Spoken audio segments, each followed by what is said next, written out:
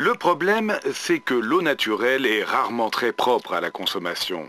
Et pour que chacun d'entre nous, chacun des 60 millions de Français puisse effectuer chaque jour le geste simple, le chemin est long. 6 milliards de mètres cubes d'eau consommables à fournir chaque année. Une tâche gigantesque. Et pour quoi faire?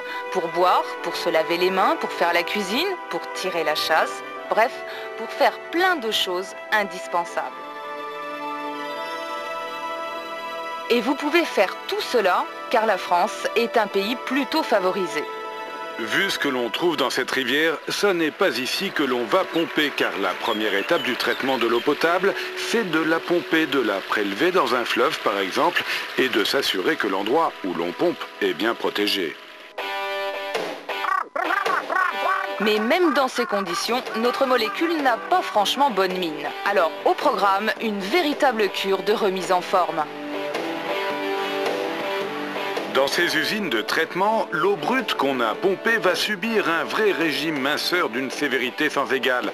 Entre l'entrée et la sortie, notre H2O devra être capable de satisfaire à 63 critères de qualité. Il va falloir perdre tout le superflu. Grâce à des sortes de passoires, on filtre les gros déchets, les bouts de bois en tout genre par exemple. Après avoir été dégrillée et tamisée grossièrement, l'eau va passer dans des filtres de plus en plus fins.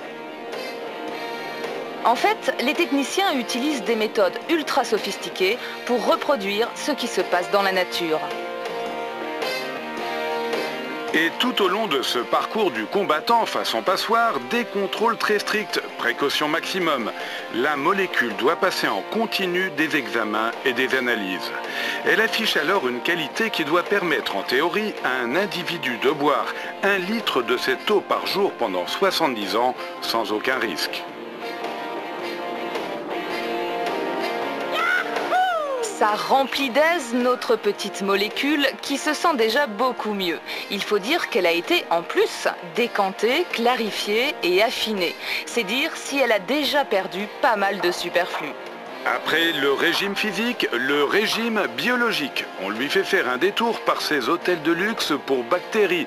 Petites bébêtes charmantes dont la seule occupation est de dévorer à longueur de journée tous les résidus de pollution présents dans l'eau.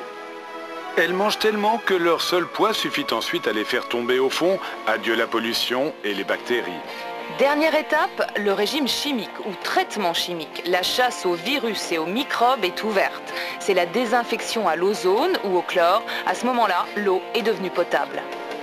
Ultime vérification avant d'emprunter quelques-uns des 600 000 km de canalisation des circuits de distribution.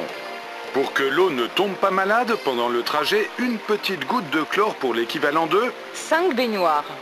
En tout cas, indispensable pour les 2 jours du voyage en moyenne de l'usine de traitement jusqu'à chez nous, jusqu'au robinet. Mais justement, ça ne vous dirait pas de vous occuper de la suite? Tenez, essayez avec le jeu SimCity. Vous allez vous prendre pour le maire de la ville. Bon, allez-y, à vos commandes. Pour être sûr d'avoir de la pression à tous les robinets, quelques châteaux d'eau.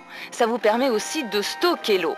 Mais pour distribuer, pour aller du château d'eau au robinet, casse-tête. La distribution, c'est comme un iceberg. On n'envoie pas la plus grosse partie, ça se passe sous terre. Et allons-y pour les grosses canalisations en fonte et en béton armé. Non, vous n'oubliez pas toutes les connexions et les ramifications en plastique. Pensez à bien les enterrer à cause du gel. Bon, installez maintenant le centre de contrôle informatisé, bien sûr, pour surveiller les installations, guetter les fuites, évaluer le niveau des réserves, contrôler les débits, les pressions et la qualité. Ah, ça n'est pas les travaux d'Hercule, mais il y a du travail pour les 50 000 acteurs de la distribution d'eau en France. Et eux, ils le font pour de vrai tous les jours. Dans certaines parties du monde, tout ça n'existe pas.